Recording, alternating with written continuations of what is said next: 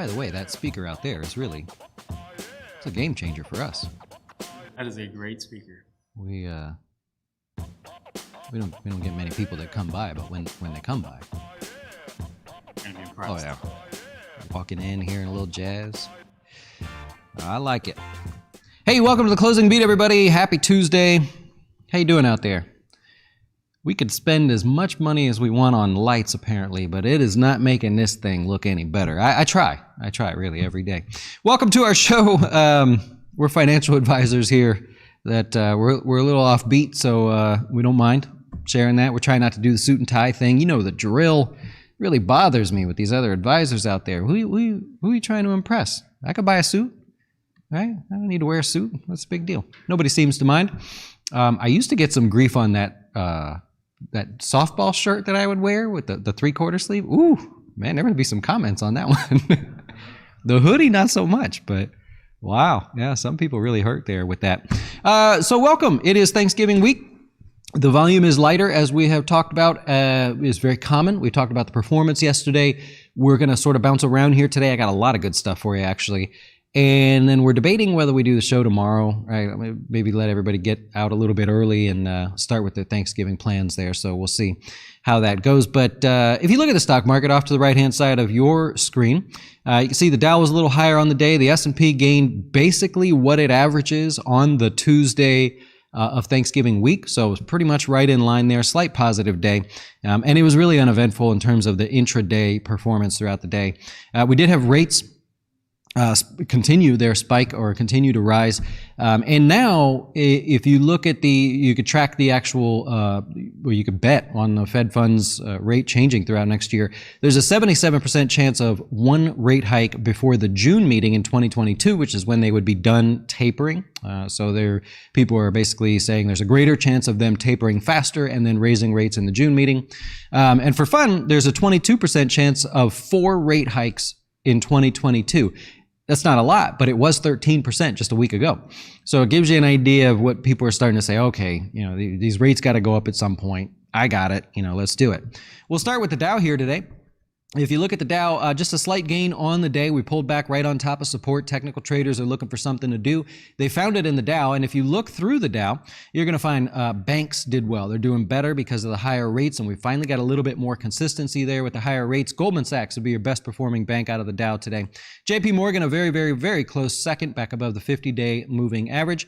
And that really kind of led your way. It wasn't a bad day for the other stocks in the Dow. It's just the bank stocks did well. United Healthcare, which is a big weight on the Dow, so obviously a big support today. And so you got a good reversal right off of some support there. And one of the bigger contributors to the day's gains in the Dow. If you're playing Guess the Dow, we will announce it on Monday when we come back. But let's see where we stand here, huh? Yeah, your leaderboard today, we got Hannah, AJ, Russell, Sathish.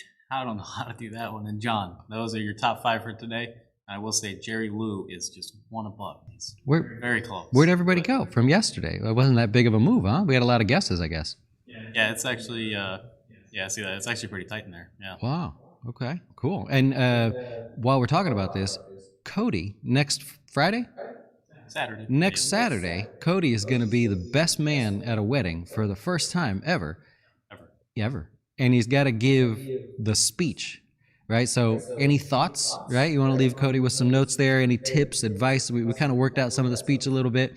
Is there anything that he should do, anything unique, fun, things that I've only been a best man once and I was pretty young. So what are we missing, right? Like what are the protocols there? We were just talking about a gift you give the best man. What else is there? Anything? The gift was that was my big question. I didn't really know how that worked. The speech, obviously, any advice would be great. So just let me know. Yeah, I don't know. We'll see how it does though. I wish we could film it, see how you do. But I'm glad we're not. No pressure. No pressure there. So yeah, see, I'm glad it's not me. Anyways, looking over to the S&P here for the day. The S&P hit a record high yesterday. Not today, of course. We basically just pulled back at the close from yesterday and continued a little bit of a pullback today, though it was pretty much flat. Now, if it didn't hit a new record high yesterday, really, I mean, it's not really going to do it going forward. And let's see where I can take a look here. Here is real quick the indices by ETF, so you guys can follow along as well, performance by day, right? So I've got Monday through Friday down here at the bottom. We're looking all the way back to the COVID low. I didn't have time to go back further. And so just for example, in blue, you've got the S&P. Monday is the day, right? There's no, as I would say, you got a case of the Mondays are slow to get up and going. Well, not for the S&P. Monday is his best performing day. Tuesday, which we're at right now, it's fine, slightly positive and everything, but it's not the day that, you see this massive rally. The next best day is actually Thursday in terms of average gains there on a particular day. And you could see that if you're going to participate in the S&P, better do it early in the week because your best chances of the most gains come on a Monday.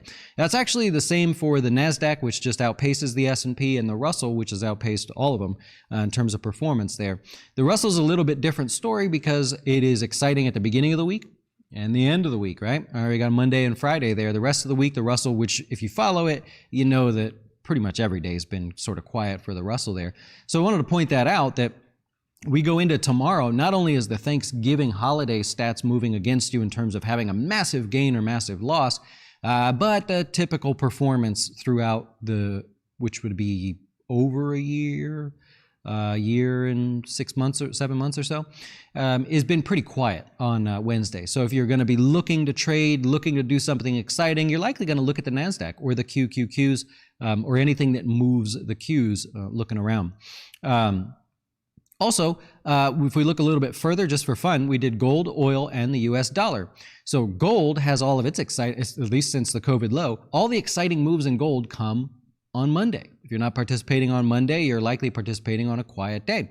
If you get anything outside of the average on those days, for example, on a Tuesday, if gold's up 1%, you likely don't want to participate on that day if you're looking to start a new position. But you can see it's pretty quiet through the rest of the week, and its worst day is actually on Friday. If you look at oil, it is the exact opposite. Oil tends to, and this is historic, this is not just over the last year, oil's best days tend to come on Wednesday and Thursday, which I know this shows Friday is the best day, but you can see the sort of advance from Wednesday and Thursday, and that's because the weekly oil inventory numbers come out on Wednesday, and a lot of positioning happens on Thursday headed into, of course, the next week. So oil's a little different story. And then the dollar, your worst time to participate in the dollar is early in the week. Later in the week, at least you have a positive chance there. So the way to look at that is if you want to buy the dollar on a pullback, you're looking earlier in the week. You're probably going to hold off. If it's Thursday or Friday, you say, well, let me see what Monday or Tuesday bring for a little bit more weakness. Now, back to the S&P here real quick. I told you we're going to bounce around. We're going to do a lot of different things here. I got the question, all right, we did some stats on the market. What does Thanksgiving week look like when the market's already up 20% going into Thanksgiving week? So then I got the question, it was a comment, I think. It said, what about the rest of the year, right? What happens if the market's up 20%, goes into a calm, quiet Thanksgiving week, and what's the rest of the year? Do we pull back? What's going on there? So not the greatest looking of charts, but I put it together for you here to show the data. When the S&P is up 20% going into Thanksgiving week, this would be the Friday before Thanksgiving week, we plotted the performance. So here's every time that's happened: 45, 1954, 55, 58, and so on and so on. So naturally 2020 is, it is up over 20%, but we didn't have any forward data, so I didn't include that. And what we did is we put, what's the rest of the year look like? It doesn't look great because compared to being up 20%, so don't let the size of the bar fool you here. 1945, up 2% for the rest of the year. This would be the Monday after Thanksgiving week through the rest of the year. What were the gains or losses? You got 5%, slight loss, 6%, slight loss, bigger loss, 315 here. Basically 2 to 4% through the rest of the year. So exciting, but not overly exciting. The median gain here is actually exactly 2% for the rest of the year. It's positive 66% of the time. If you were to look at all of this, take away or factor in the losses there. So that's where you stand. A slight gain into the end of the year. Feels like this year has a little bit more momentum, and we just refuse to pull back. So having a gain of above 2%, we know wouldn't be odd, right? Because you could see the data there. You can have a 6% gain, a 4%, 3%, whatever. But the median gain of 2%, having something greater than that, really not a big deal, right? Something you probably would expect based on the data there. All right, looking at the Nasdaq here, big tech was the weakness again, thanks to more correlation or tighter correlation to rising rates. So rates continue to rise there, and that's actually affecting not just Nasdaq stocks, but if you look inside that ARK investment group, I know a lot of people like to look at this one for more volatility, more action. Well, you got a really steep pullback on this one here, about to make new lows, and that's because a lot of those stocks are not all pre-revenue, but they are really aggressive growth companies that, well, they revolve around interest rates. As interest rates tend to spike, you're going to see those stocks fall. Here are the rates. We're looking long-term first. You got to pull back over the last 2 days. You have that correlation with the Nasdaq stocks. Inside of the Nasdaq, you have Zoom hitting new lows there. We can cover that in a little bit. I believe that was earnings related and not horrible, by the way.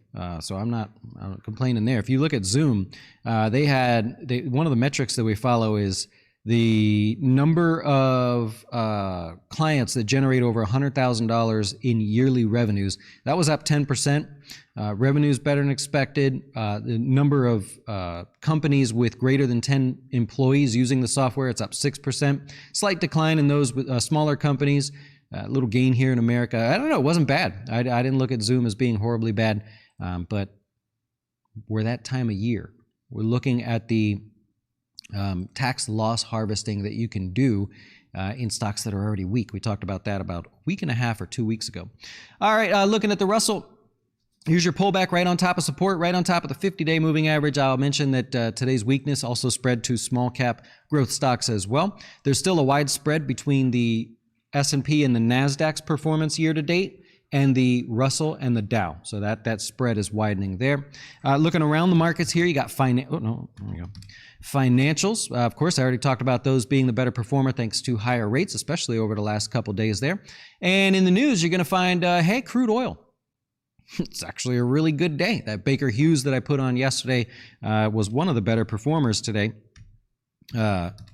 Thanks to its rally there. So good timing on that. I obviously didn't know this was going to happen. But if you look at the price of crude oil today, we are in the news, right? You got old Biden releasing 50 million barrels from the strategic oil reserve there. Is that a big deal? Right? Is that a lot of barrels? Is that a little amount of barrels? What's going on there? I thought we'd take a look at that and then maybe dive a little bit deeper into this. So the reason why we're doing this, of course, is gas prices. Pretty high. We're headed back to almost the highest they've ever been. This is a U.S. retail gas price. It's a national average. I know some people are paying a lot more out there, but I think Florida, we're under or right at the average right now. But we're looking back here as far as we can for the moment, all the way to 1993. You can see gas prices rising. Right about in here, by the way, was the last time I saw 99 cents a gallon. I'm of that age. I was able to see it. The gas station no longer exists. They knocked it over, actually. Seminole Mall, when it was called Seminole Mall. That's where I got that. 99 cents would never have ever gone back to that, by the way. And so here's what you got. We got gas prices rising. So Biden says, hey, we're going to work with some other countries here. We're going to release 50 million barrels from our strategic reserve, set up back in the 70s, actually. And let's take a look. I'll zoom in a little bit so you can see. Ever since COVID and the new president taking over there, our production has actually been lower. We produce about 345 million barrels, you can see there. This is a month-over-month chart. And so 50 million barrels added to the supply doesn't add much more than what we were used to. So already you kind of go, all right, 50 million doesn't seem like a lot. If we look at the consumption of oil here in the States, I'm going to zoom out just to make it look like something. It's down ever since the virus, but we consume about 17 million barrels per day. So we're essentially agreeing to trickle in 50 million barrels or 3 days worth of reserves, extra supply on the market. So it doesn't really move the needle there, right? If we look at the amount of crude oil in the oil reserves, we're at 600 million, right, about now, 600 million barrels. You take 50 million off of that, that's about 8% decline to our stockpile there. Is that a big deal? It's not. it's not really a lot of barrels, right? We're not doing a thing. Since about 2017, we've sold off about 60 million barrels, largely to pay for tax cuts. If you ever notice how they pay for tax cuts, a lot of times they'll say they're going to sell some of their strategic oil, maybe buy it back when it's cheaper. But if we sell some of that, we can raise some funds to offset some of the tax cuts that are always supposed to be for the middle class and lower income. I don't know how it doesn't work out for us, but that's what you got there. The question is, will it work? Will it lower prices? Well, we don't have a lot of data to go on. We actually have 3 other times in history where oil was strategically sold from the strategic oil reserves there. And so here's what we're going to do. We're going to take the oil reserves and we're going to put the price of gas, and we're going to try to zoom in on this. So here's what I've done. Now in gold or orange or whatever, that is the oil reserves. Here's the price of gas.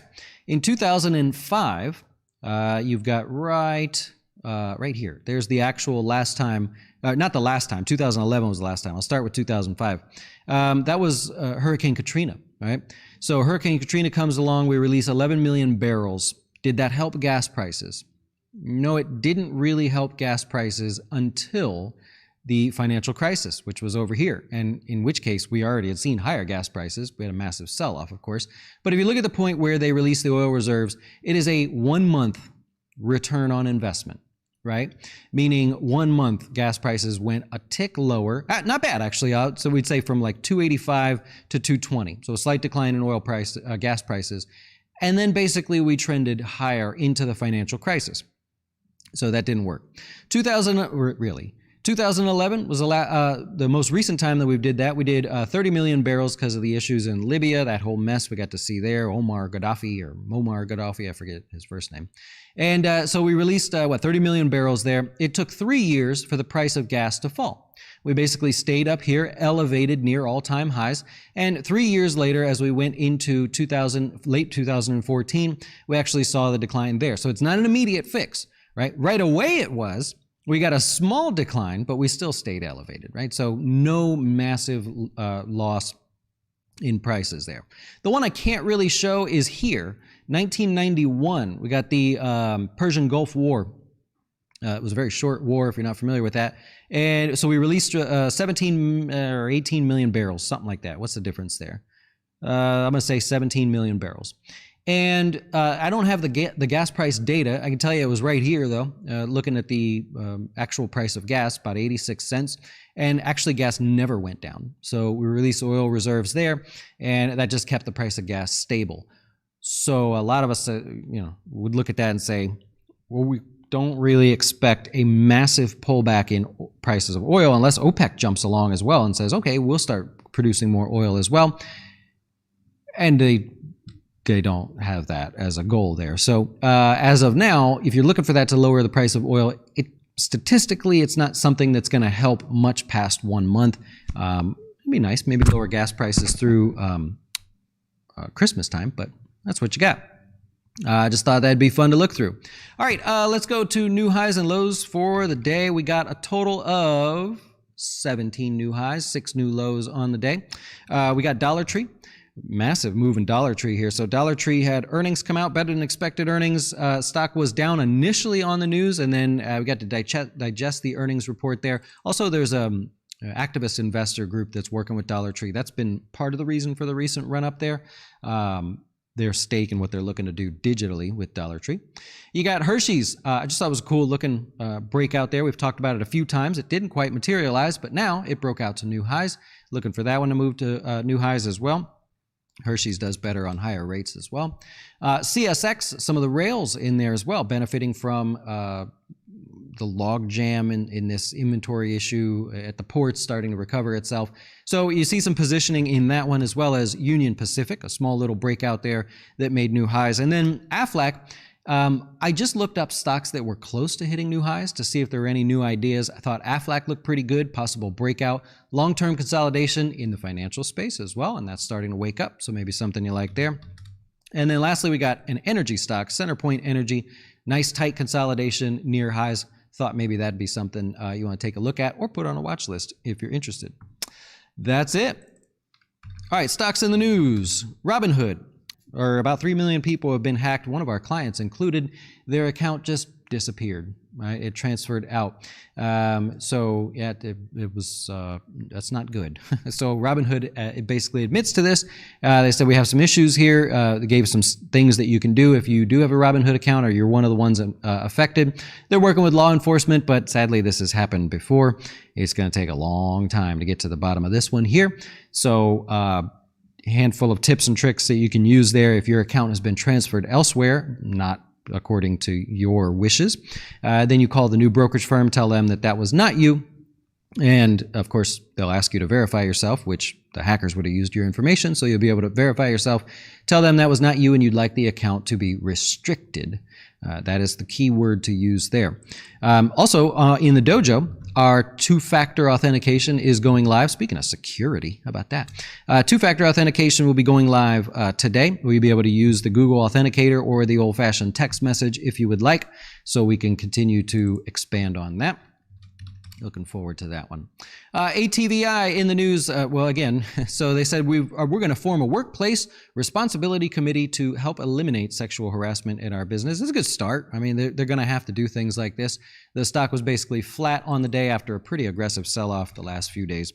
Best Buy. That was an impressive decline today, but Best Buy didn't have the best things to say, by the way. Beat on earnings there. They lowered their total holiday sales forecast.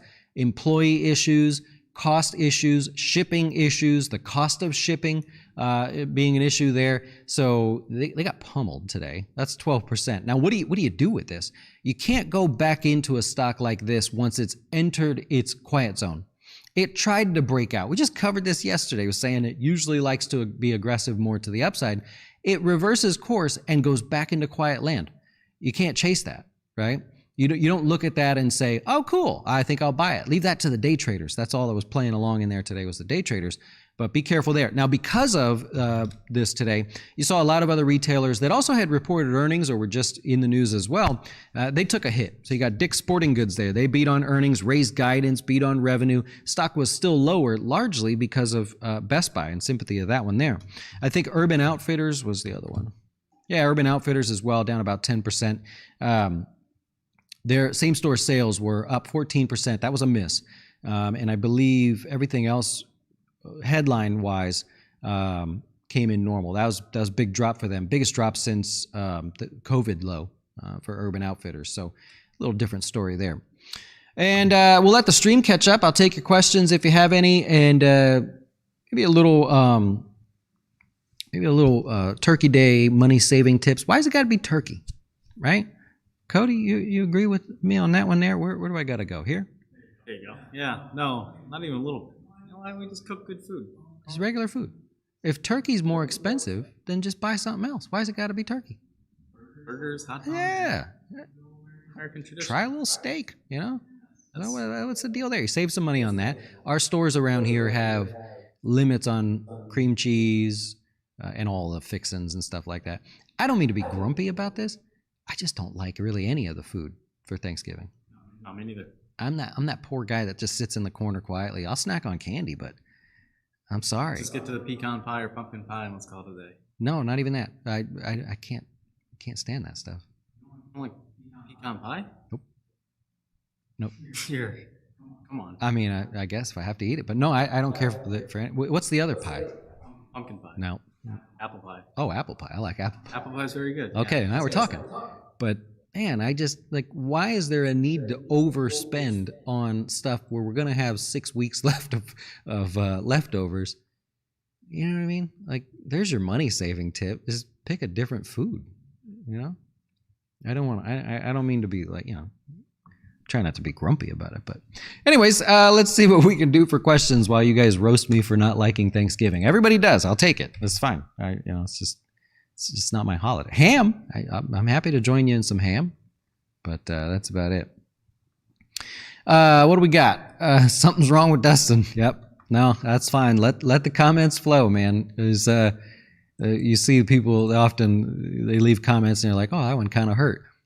I'll own up to it. I just can't do it. I'm really disappointed, by the way, that the Reese's pie. Did you see that?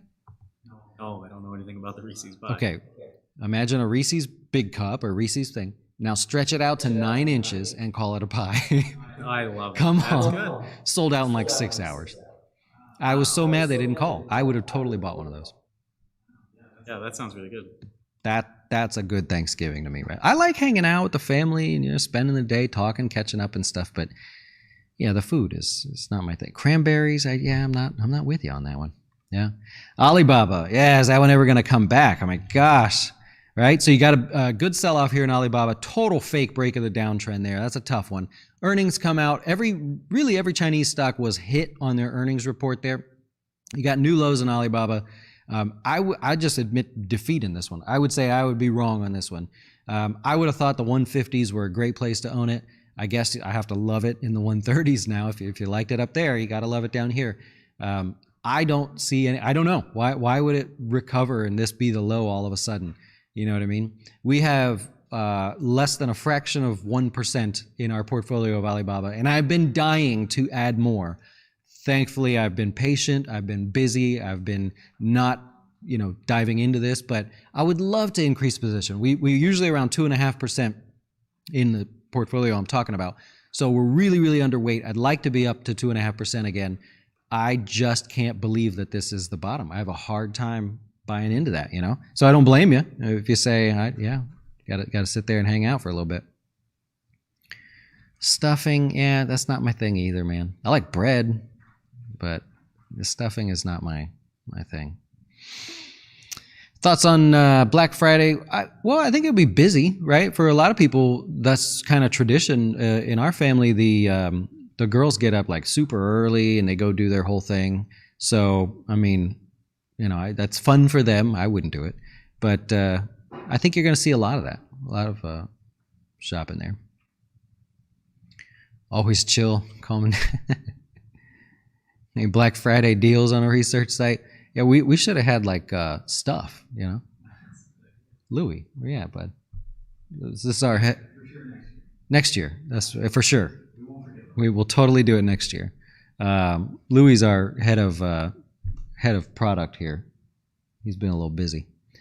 Anyways, you want to add more Disney to the low, or you want to wait till it starts recovering there? So I'm not going to be, I'm not going to badmouth Disney, but I like actually where it's at. So bias aside, I like the pullback in Disney. If you have a position or you've been building long term, you look for these opportunities, right? And this is one of them there. So I do like that, to build a position. Yep. Oh yeah. Hey, did Nordstrom say anything about the shoplifting thing? It's kind of unfortunate. You got a pretty depressing earnings report from them. Not a total. It was a pretty bad miss, actually. Yeah. All right. Earnings 39 cents. That beats last year, but I don't see 2019 here. Sales 353. That misses. Keeps their guidance in line. Supply chain pressures there. Yeah, and even worse now because the people are stealing their stuff. Talk about having supply issues. So right now you're looking at $24 somewhere in here. Got a big gap down headed for Nordstrom tomorrow. Yeah. Oh yeah. Fried turkey. See, I don't know if we've ever even had fried turkey. I don't know. I'm the depressing guy at Thanksgiving. I just like hanging out, I'll bring my own food. Maybe that's the one day I'd splurge on Chipotle. They're probably not open. I like it, man. I love it. I love it. All right. I'll wrap it up there. I wish you guys a very, very happy and safe Thanksgiving. If you enjoy the holiday, eat up, man. Have a good time. And try not to have any leftovers, right? Because it's costly Thanksgiving. I wish you, of course, a good weekend as well. Enjoy. We probably won't do the show tomorrow. Just get everybody out a little bit early and fight for the food and turkey and all the stuff they got to do. But very thankful, obviously, for the year so far that you guys followed, and obviously we see the results. I'm always happy to be here to teach, talk about the stock market, as I believe I don't know of any other financial advisor that does it. And it's not, for me, it's not about like the sales pitch or anything. Just here, you take it or leave it. Just happy to help and chat with you guys every day. Enjoy. We'll be back, sounds like Monday, see who won Guess the Dow, and talk to you then.